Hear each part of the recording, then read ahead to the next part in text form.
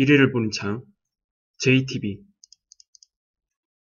안녕하세요. JTB 제이입니다. 오늘은 위험을 기꺼이 감수하려는 심리라는 주제로 이야기를 하도록 하겠습니다. 많은 투자자들이 위험을 무릅쓰려고 하고 있습니다. 먼저 이번 상승장에서 의외로 큰 수익을 거둔 사람들 중 한편에는 초보 투자자들도 많습니다. 3월 당시 10년 만에 가장 강한 하락이 나오면서 코스피 지수가 1500을 무너뜨리는 그런 상황이 나왔잖아요. 그래서 그때 당시 지금이 기회라는 인식으로 오랜만에 주식시장에 뛰어든 개인 투자자들이 굉장히 많았습니다.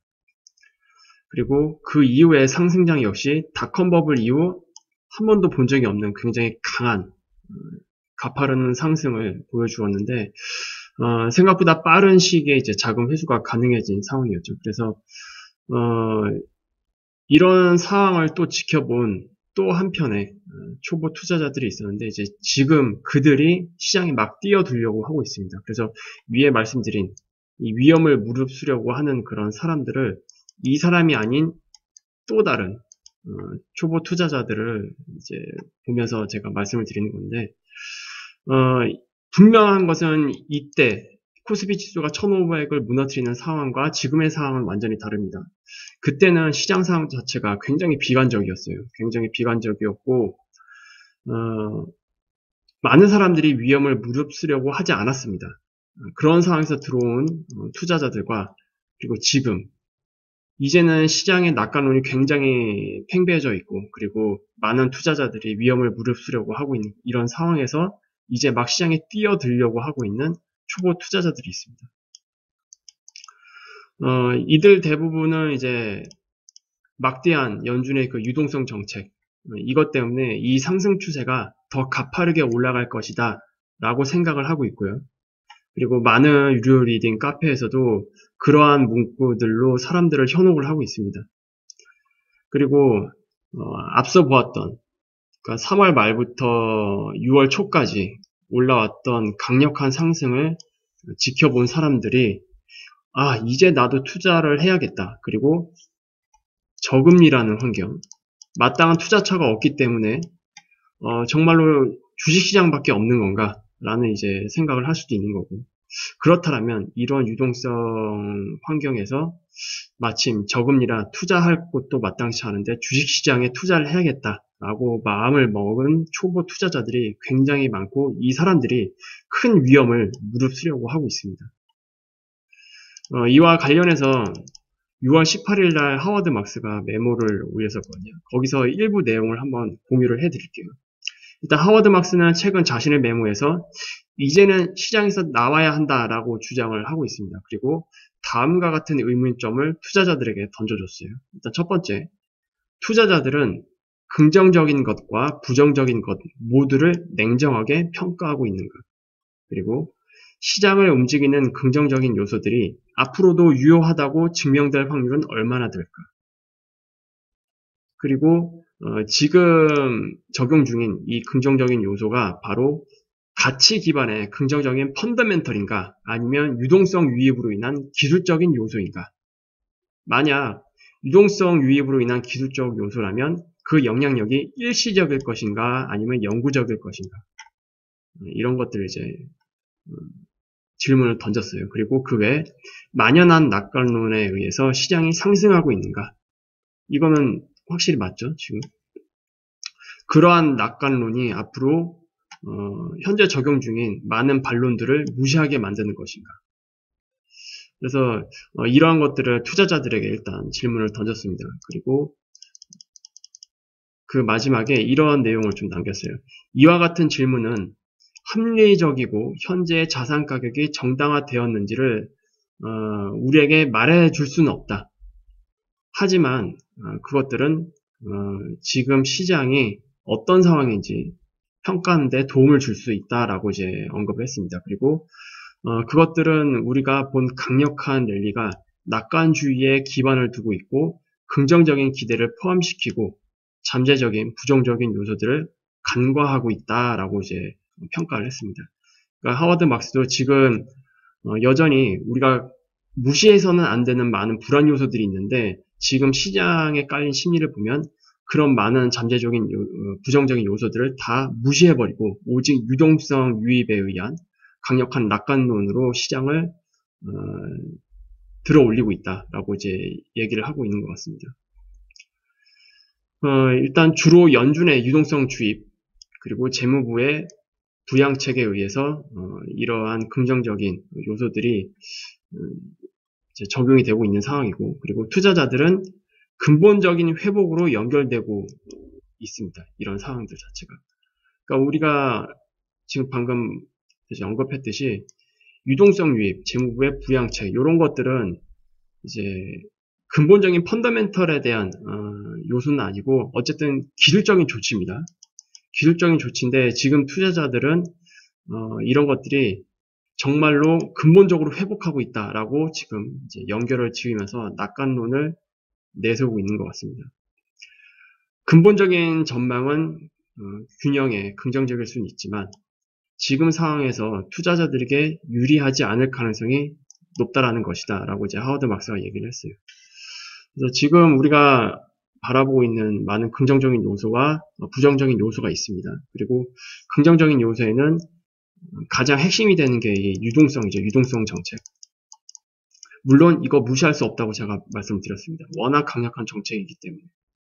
그래서 이 유동성 정책이 우리가 지금 시장 상황을 판단할 때 긍정적인 요소로 평가할 수 있는 부분이긴 하지만 지금 상황, 지금 현재의 상황을 놓고 보자면 지금 시장에 뛰어드는 것은 그다지 유리하지 않은 포지션일 가능성이 높다라고 하워드 막스가 얘기하고 있고 저도 그에 대해 좀 동감하고 있는 부분입니다.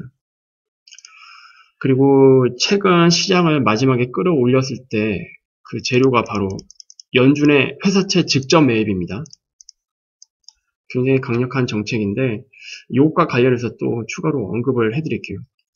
연준의 회사채 직접 매입 정책 매우 강력한 조치이면 틀림없습니다. 그리고 많은 투자자들로 하여금 시장을 낙관적으로 볼 수 있게 만드는 것임에도 틀림없습니다.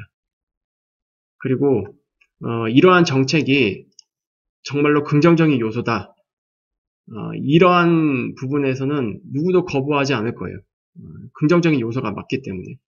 다만 이러한 많은 정책들이 우리 경제가 더 이상 나빠지지 않는다라는 전제 하에서 이러한 관점을 유지할 수 있을 것으로 저는 생각을 합니다. 그래서 만약 우리 경제가 더 이상 나빠지지 않는다. 올 상반기에 겪었던 상황이 지금 실물 경제에 확실한 바닥이 맞다면 지금의 연준의 정책 굉장히 잘하고 있는 거고 시장에 계속 먹혀들 겁니다. 근데 반대로 커들로가 지금 2차 대유행은 없다라고 지금 거의 확신한 듯한 발언을 했잖아요. 근데 이것과 반대되는 길을 만약에 가게 된다. 그러면 거꾸로 많은 투자자들이 연준의 이러한 정책들을 오히려 좀비 기업을 양산해내고 그리고 거품을 만들어낸다라고 이제 인식을 하면서 많은 의문을 풀 수밖에 없을 겁니다. 전문가들이 이 같은 상황에서 기업들이 앞다퉈 채권을 발행하고 경제 회복이 예상보다 더딜 경우 오히려 이러한 정책들로 인해서 심각한 연쇄 디폴트가 몰아닥칠 가능성을 우려하고 있다고 합니다. 옥스포드 이코노믹스의 애덤 슬레이터 수석 이코노미스트는 이렇게 말했습니다. 부분적으로는 회사채 발행 증가는 기업들이 은행 대출, 정부 대출, 그리고 기타 재원을 통해서 신용을 끌어다 쓸 수 있음을 나타낸다는 점에서는 일단 긍정적인 전개다. 근데 말씀드렸듯이 이러한 전개가 긍정적인 전개로 끝까지 연결이 되려면 우리 경제가 더 이상 나빠지지 않아야 됩니다. 좀 더 직접적으로 말씀을 드리자면 2차 대유행이 없어야 돼요. 커들로 말이 현실이 되어야 됩니다. 그런데 만약 반대의 경우로 가게 되면 오히려 이거는 이제 부채 증가로 상당한 위험을 나타낼 수밖에 없겠죠. 그래서 경기 회복이 더디고 그리고 오히려 굴곡이 심한 것으로 나타나게 되면 위험은 오히려 상당히 증가할 수밖에 없습니다. 그리고 지금 상황 자체가 PER로 따졌을 때 닷컴 버블 당시가 24배였거든요. 미국 시장 기준입니다. 근데 지금 미국 시장 기준으로 이제 21배란 말이에요. 거의 이제 근접한 상황인데, 이게 거꾸로 2차 대유행의 그 길로 가게 된다면, 지금의 이런 파괴력은 닷컴 버블이 무너졌을 때, 그 정도의 파괴력은 아니겠지만 상당한 수준의 충격을 줄 수는 있을 겁니다. 닷컴 버블 당시에 있었던 그런 충격이 오기 힘든 이유는 이제 유동성이에요. 어쨌든 연준과 정부는 2차 대유행이 오더라도 상당한 유동성을 제공할 거거든요. 다만 그때 이제 유동성은 시장을 올리는 힘으로 작용하는 게 아니고 가파르게 떨어지는 것을 조금 느슨하게 떨어지도록 스펀지 역할을 하는 그런 형태로 작용할 가능성이 큽니다.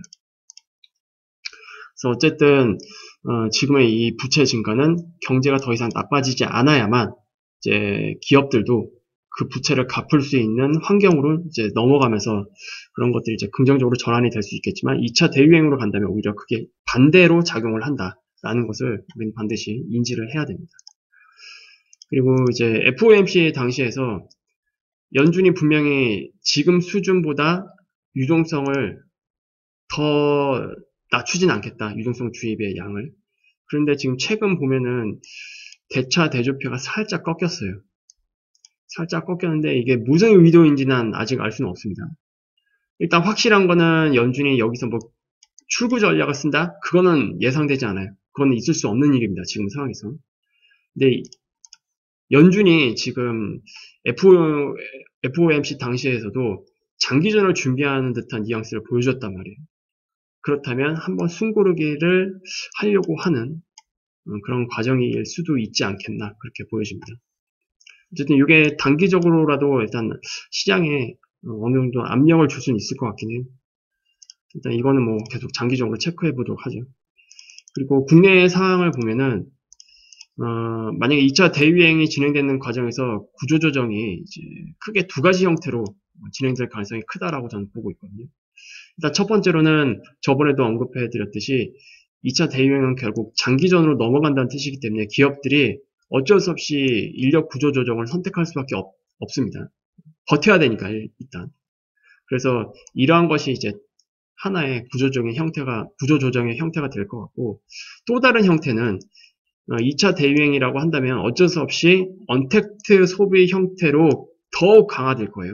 그러면 오프라인 중심의 서비스, 유통업 이쪽에서는 체질 개선을 위한 구조조정을 또 할 수밖에 없거든요. 이거는 이제 4차 산업을 준비하는 형태의 구조조정이 되겠죠. 그래서 이게 동시에 진행이 될 가능성이 있습니다. 그리고 이런 것들은 제가 말씀드렸다시피 신흥국에서 많이 일어날 일이 될 수밖에 없습니다. 무작정 신흥국에서는 통화를 마음대로 찍어낼 수가 없기 때문에 한계가 있기 때문에 정부나 중앙은행에서도 제공할 수 있는 유동성은 어느 정도 좀 제한이 있지 않을까라는 전제로 제가 예상을 하는 것들입니다.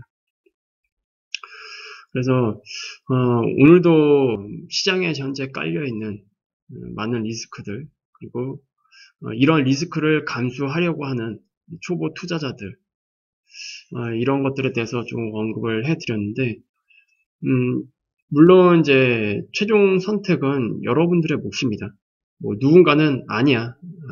내 생각은 이것과 좀 달라. 분명히 지금의 이 유동성 정책은 일시적인 게 아니고 물론 일시적인 게 아닌 게 맞습니다. 이제 계속 갈 거긴 한데 유동성 정책으로 인해서 시장은 계속 올라가기만 할 거다. 그리고 엄청난 거품을 만들어낼 거다라고 인지하시는 분들은 이런 리스크를 감수하고 뭐 투자를 하셔야겠죠. 그럼 뭐 어떻게 제가 말릴 수 있는 부분이 아니고. 하지만 반대로 저와 이제 비슷한 의견을 가지신 분들은 이제 어느 정도 리스크 관리를 충분히 해둔 상태에서 그리고 이런 것들이 올지 말지 어느 정도 확인을 하고 진행되는 상황을 체크를 하면서 투자의 그 비중을 적절히 조절하는 방향으로 가시면 될 것 같습니다. 많은 분들이 지금의 이 위기를 잘 이겨내고 일어섰으면 좋겠습니다. 어쨌든 사람도 이제 긍정적인 것들을 이제 보려고 하잖아요. 긍정적인 것들을 이제 좋아할 수밖에 없고 그리고 지금의 상황도 더 이상 나빠지지 않고 나아졌으면 하는 바람일 겁니다. 많은 사람들이. 그리고 실제로 이렇게 됐으면 좋겠어요. 그래야 지금 가중되고 있는 이 부채 문제에서도 어느 정도 좀 탈피가 되고 좀 사람들이 좀 다시 즐거운 일상생활로 돌아갈 수도 있을 것 같긴 한데 참 쉽지가 않네요, 세상에. 어쨌든 유일하게 해결할 수 있는 지금의 방법은 이거밖에 없습니다. 백신. 백신이 언제 나오느냐. 백신이 빨리 나와야 어느 정도 좀 안심을 하고 경제 활동에 적극적으로 참여할 수 있는 환경이 만들어질 것 같아요. 하루빨리 제대로 된 백신이 나오길 바라면서 남은 기간 잘 이겨내셨으면 좋겠습니다. 그러면 오늘 영상은 이 정도로 마무리하도록 할게요. 유익한 영상이 되셨다면 구독, 알람, 좋아요 부탁드립니다. 그럼 다음 시간에 찾아뵙도록 하겠습니다. 감사합니다.